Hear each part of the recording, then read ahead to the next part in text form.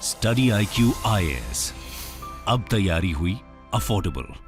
नमस्कार दोस्तों defence production से रिलेटेड एक बहुत इंपॉर्टेंट रिपोर्ट सामने आई है और ये जो रिपोर्ट है वो पब्लिश किया गया है by none other than SIPRI. आपको पता होगा इसका नाम है Stockholm International Peace Research Institute. कई बार इनकी रिपोर्ट आती है और इस बार का जो रिपोर्ट है उसमें बहुत एक खास बात है, वो ये है कि जो सेल्फ रिलायंट होता है, जिसको हम भारत में आत्मनिर्भरता कहते हैं, तो डिफेंस के मामले में अगर आप देखोगे तो भारत तो आपको पता ही है हमेशा से बाहर से इंपोर्ट कराता था, लेकिन पिछले कुछ वर्षों से आपको देखने को मिलेगा कि अब भारत के अंदर भी जो प्रोडक्शन है डिफेंस रिलेटेड गुड्स का वो करने लग गए हैं। और इसलिए आप देख सकते हो यहां पर जो चर्चा हो रही है वो ये है arms production capabilities in the Indo Pacific region. अब ध्यान रखिएगा, यहां पर हम जो इस वीडियो में बात कर रहे हैं वो हम बात कर रहे हैं इंडो पैसिफिक रीजन के अंदर। ये जो इंडो पैसिफिक, पैसिफिक ओशन और इंडो इंडियन ओशन, यहां पर जो कंट्रीज हैं लगभग 12 कंट्रीज को शामिल किया गया है और इसमें बताया गया है कि कौन सा देश कितने नंबर पर है, मतलब कि उस देश की निर्भरता किस पर है, क्या वो बाहर से इंपोर्ट कराता है डिफेंस रिलेटेड गुड्स या फिर अपने ही देश के अंदर प्रोडक्शन करता है। तो इस मामले में इन 12 देशों में भारत का जो रैंक आया है वो है 4th और इसी को हम डिटेल से समझेंगे। यहां पर काफी कुछ जानने को है, चलिए आगे बढ़ते हैं। लेकिन उसके पहले ध्यान रखिएगा दोस्तों, यूपीएससी का जो आखिरी बैच है स्टडी IQ के द्वारा फॉर द ईयर 2023, इसके बाद ये बैच नहीं आएगा दोस्तों। यहां पर आप ज्वाइन कर सकते हैं हमारे वेबसाइट और ऐप पर जाकर और कोड इस्तेमाल करिए अंकित लाइव, ताकि सिर्फ 19,000 में ये पूरा कोर्स आपको मिल जाए। इसके अंदर आपको 900+ आवर्स ऑफ लाइव टीचिंग दी जाती है, नोट्स दिए जाते हैं, आंसर राइटिंग प्रैक्टिस आपके मेंस एग्जाम के लिए, मेंटरशिप मिलता है, कोई दिक्कत है, प्रॉब्लम है, कभी भी आप अपने मेंटर से पूछ सकते हैं। इसके अलावा अगर आपको MCQs अटेम्प्ट करना है तो मेरे इंस्टा पेज पर जाइए, वहां पर स्टोरीज में जितने भी MCQs हैं उसको आप अटेम्प्ट कर पाएंगे। तो चलिए शुरुआत करते हैं और सबसे पहले देखते हैं एग्जैक्टली अभी हो क्या रहा है। जैसा मैंने बताया भारत का रैंक 4th नंबर पर आया है। ये बहुत ही अच्छा चार्ट है। इसके अंदर अगर आप देखोगे ये बेसिकली अल्फाबेटिकल वाइज जो ऑर्डर है वो उसको दिखाया गया है। तो यहां पर सबसे नंबर 1 पर कौन है? जाहिर सी बात है ये जो 12 देश की हम बात कर रहे हैं इसमें सबसे नंबर 1 पर है चाइना। चाइना का स्थान नंबर 1 है क्योंकि बड़ी मात्रा में जो प्रोडक्शन है वो इसके द्वारा किया जाता है। ऑल्दो यहां पर अगर हम इंपोर्ट के मामले में भी देखें तो चाइना का रैंक 3rd नंबर पर है और यहां पर चाइना सबसे ज्यादा इंपोर्ट किससे कराता है? रशिया से कराता है। और अगर हम स्पेंडिंग के मामले में देखें तो भी चाइना नंबर 1 पर है। आप ये देख सकते हो $293 बिलियन, विच इज ह्यूज। मतलब $293 बिलियन हर साल चाइना के द्वारा स्पेंड किया जाता है अपने डिफेंस के ऊपर, सोच के देखिए। और स्पेंडिंग के मामले में भारत दूसरे स्थान पर है। हम कितना खर्च करते हैं? $76 बिलियन। तो चाइना और भारत में इस मामले में आपको एक बड़ा गैप देखने को मिलेगा।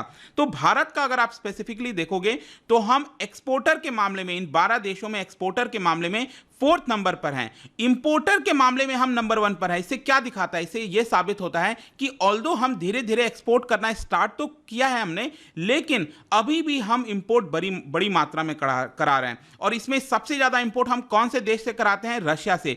54% हमारा जो इंपोर्ट है वो रशिया से होता है। और बाकी के भी अगर आप देश के यहां पर देखना चाहो, पाकिस्तान का अगर आप देखो तो एक्सपोर्टर के मामले में पाकिस्तान 13th नंबर पर है, इंपोर्टर के मामले में 5th नंबर पर है। और सबसे ज्यादा वो कहां से इंपोर्ट कराता है? चाइना से इंपोर्ट कराता है। और उसका जो डिफेंस एक्सपेंडिचर है इट इज $11 बिलियन। तो अगेन भारत और पाकिस्तान का जो अगर डिफेंस एक्सपेंडिचर भी देखोगे तो इसमें भी एक बड़ा अंतर जो है देखने को मिलेगा। तो ये 3 इंपॉर्टेंट जो हमारे ये जो पड़ोसी देश हैं आसपास, ये काफी इंपॉर्टेंट रोल प्ले करते हैं। इसके अलावा अगर हम बात करें कि ये जो रैंकिंग है वो कौन से मेथडोलॉजी के बेसिस पर दिया गया है, यहां पर कौन से इंडिकेटर्स को लिया गया है, तो बेसिकली मैं अगर आपको बताऊं ये जो पूरा कैलकुलेशन है दोस्तों वो 2020 तक का है।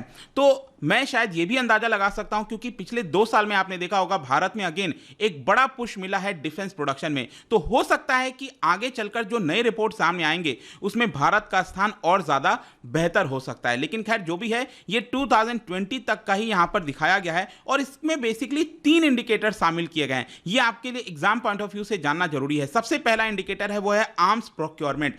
इसका मतलब ये हुआ कि भारत सरकार, मतलब कि जो भारत की नेवी, आर्मी, एयरफोर्स को जो भी आर्म्स की प्रोक्योरमेंट की जाती है वो कितना हमारे डोमेस्टिक से करती है, कितना फॉरेन से करती है, उन सारे चीजों का बेसिकली यहां पर कैलकुलेशन देखा जाता है। तो पहला ये हो गया इंडिकेटर। दूसरा, आर्म्स इंडस्ट्री। हर एक देश के अंदर जो टॉप 5 आर्म्स इंडस्ट्री हैं उनको यहां पर लिया जाता है कि उनके पास कितना ऑर्डर आया, कितना उन्होंने सप्लाई किया। तो ये दूसरा इंडिकेटर हो जाता है। और तीसरा इंडिकेटर बेसिकली यहां पर क्या है ना कि मैरी टाइम के ऊपर फोकस किया गया है। Uncrewed maritime vehicle, basically हम कह सकते हैं कि जो समुद्र के अंदर एक प्रकार का ड्रोन हो गया, ड्रोन की तरह काम करता है। इस तरह के जो व्हीकल्स होते हैं, अंडर वाटर व्हीकल्स, उनका प्रोडक्शन इन देशों के द्वारा कितना किया जाता है। और इन तीनों इंडिकेटर्स को मिलाकर ये जो पूरी रैंकिंग है बेसिकली यहां पर दी गई है। अब आप में से कई लोग सोचेंगे कि मैरी टाइम के ऊपर इतना फोकस क्यों किया गया है। बेसिकली अगर हम बात करें, क्योंकि हम किसके ऊपर बात करें, हम इंडिया पैसिफिक रीजन की, इंडो पैसिफिक रीजन की बात कर रहे हैं, तो यहां पर जो मैरी टाइम है वो बहुत इंपॉर्टेंट रोल प्ले करता है। और इसीलिए यहां पर सिप्री का मानना है कि ये जितने भी देश हम यहां पर देख रहे हैं इनको मैरी टाइम में भी बहुत ज्यादा खर्च करना पड़ता है। चाहे रिसेंटली आपने देखा होगा, जो हम यहां पर एयरक्राफ्ट कैरियर की बात करें जो कि अभी रिसेंटली इनॉग्रेट हुआ था, विक्रांत, तो इस तरह से आपको सारी चीजें देखने को मिलेगी। ये जो 12 देश आप देख रहे हो उनके द्वारा सबसे ज्यादा स्पेंडिंग भी किया जाता है इस पूरे रीजन के अंदर। इसके अलावा यहां पर यह भी बोला गया है कि इस पूरे रीजन के अंदर जो डिफेंस का प्रोक्योरमेंट है वो तेजी से बढ़ा है। तो वो अगेन इनस्टेबिलिटी को दिखाने की भी कोशिश करता है, क्योंकि अगर किसी रीजन में अचानक से डिफेंस का जो एक्सपेंडिचर है, जो प्रोक्योरमेंट है वो बढ़ जाए, तो इसका मतलब क्या हुआ कि वहां पर सिचुएशन अच्छा नहीं है, क्योंकि आप डिफेंस के ऊपर ज्यादा खर्च कर रहे हो। तो यह भी इस चीज को रिप्रेजेंट करता है। इनफैक्ट यह बताया गया है कि विश्व के जो टॉप अगर हम आर्म्स प्रोडक्शन की कंपनीज देखें तो उसमें 18 कंपनीज जो हैं वो इंडो पैसिफिक रीजन से आपको देखने को मिलेंगी। पहले इतना ज्यादा फोकस नहीं होता था, पहले ज्यादातर ये जो देश हैं वो इंपोर्ट ही कराया करते थे, लेकिन अब इनको कहीं ना कहीं रियलाइज होने लगा है कि हमें भी यहां पर जो प्रोडक्शन है आर्म्स का वो करना चाहिए। अब मैं यहां पर बेसिकली 2 देश के बारे में डिटेल से चर्चा करना चाहूंगा। सबसे पहला है चाइना को लेकर क्या कहा गया रिपोर्ट में, और भारत को लेकर क्या कहा गया है। देखो, China was the world 5th largest arm importer. मतलब यह बताया जा रहा है कि चाइना जो है वो वर्ल्ड का 5th लार्जेस्ट इंपोर्टर रहा 2020 तक। और अगर हम देखें तो पहले चाइना बड़ी मात्रा में इंपोर्ट कराया करता था, लेकिन धीरे धीरे क्या हुआ है, धीरे धीरे चाइना सेल्फ रिलायंस की तरफ बढ़ा है। उनकी जो पॉलिसीज सामने आई हैं, इसके अलावा चाइना के अंदर हाई इकोनॉमिक ग्रोथ देखने को मिला है, जिसकी वजह से चाइना के अंदर जो इंडस्ट्री है, डिफेंस इंडस्ट्री है, उसको काफी ज्यादा पुश मिला है, मदद मिली है। और इसी की वजह से वहां की जो आर्मी है, पीपल्स लिबरेशन आर्मी, उनके जितने भी रिक्वायरमेंट होते हैं वो आपका चाइना के अंदर ही उसके प्रोडक्शन करके कर दिया जाता है। वैसे आप यहां पर देख सकते हो कि चाइना की आर्मी को जितना भी रिक्वायरमेंट होता है उसका सिर्फ 8% रिक्वायरमेंट ही ये लोग इंपोर्ट कराकर करते हैं। आप समझो यहां पर मैं क्या कह रहा हूं, मतलब कि जितना भी रिक्वायरमेंट होता है उनकी आर्मी को चाइना के अंदर, उसका सिर्फ 8% ही ये लोग इंपोर्ट कराते हैं, बाकी का 92% ये खुद के द्वारा बनाकर उसका इस्तेमाल करते हैं। तो ये एक बहुत इंपॉर्टेंट चीज है, क्योंकि भारत का अगर आप देखोगे ना तो भारत का पूरा उल्टा आपको देखने को मिलेगा। मैं भी आपको आगे दिखाऊंगा, लेकिन यहां पर एक बहुत इंपॉर्टेंट चीज नोटिस करने वाली है। इसके अलावा आप देख सकते हो China's arms industry primarily involve, यहां पर 9 मेजर जो स्टेट ओन्ड एंटरप्राइजेस हैं वो आपको देखने को मिलेंगे चाइना के अंदर। All 8 companies for which data are available, यहां पर ये 8 जो कंपनीज हैं वो टॉप 100 में हैं पूरे विश्व के अंदर। जो चाइना के अंदर 8 मेजर इंडस्ट्रीज आपको देखने को मिलेंगी। 4 बेसिकली एरोस्पेस के अंदर डोमिनेंट हैं, 2 लैंड सिस्टम में डोमिनेट करती हैं, 1 इलेक्ट्रॉनिक्स में डोमिनेट करती हैं। मतलब चाइना का वर्चस्व जो है आप कई जगह देखने को मिलेगा। और ज्यादातर कस्टमर कौन है इनके, पीपल्स लिबरेशन आर्मी हैं जितने भी कंपनीज के। ऑल्दो चाइना अभी एक्सपोर्ट के मामले में बहुत ज्यादा आगे नहीं बढ़ा है, लेकिन अल्टीमेटली आप कह सकते हो वो खुद के देश के लिए अगर वो सेल्फ रिलायंट है तो वो अपने आप में बड़ी बात हो जाती है। अब क्वेश्चन ये है कि भारत का क्या हाल है। भारत अगर आप देखो तो India is ranked as 2nd largest importer of arms.